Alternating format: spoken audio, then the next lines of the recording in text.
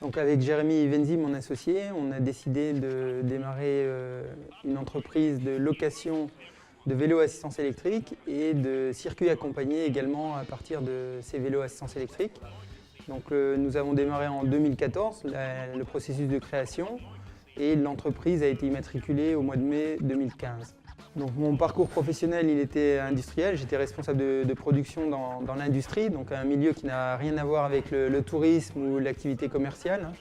Mais je dirais un changement radical en fait, de localisation. J'étais en métropole et je suis arrivé à La Réunion en 2013, donc m'a permis de lancer cette entreprise.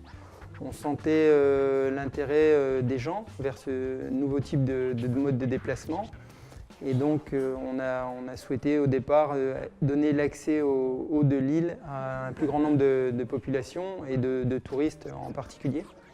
Et donc dans la foulée de la création d'e-vélo, nous avons décidé avec un troisième associé qui est présent en métropole de créer l'entreprise Loisibike Réunion. Donc cette entreprise elle est plus destinée à la vente et la commercialisation de vélos à assistance électrique, mais pas seulement, donc de tous les accessoires et les équipements du cycliste.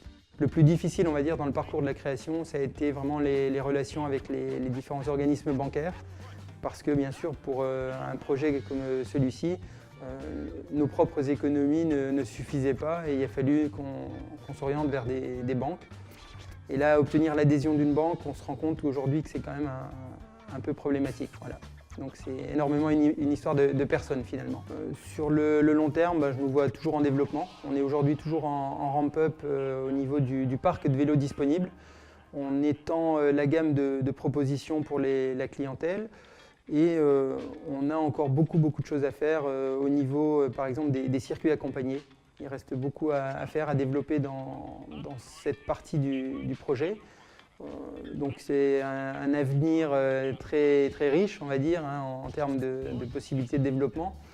Et tant au niveau des locations, des circuits accompagnés que de la partie commerciale où La Réunion reste un terrain de jeu magnifique pour le vélo à assistance électrique. Donc oui, je pense qu'on peut être très positif et très optimiste quant à l'avenir des deux entreprises.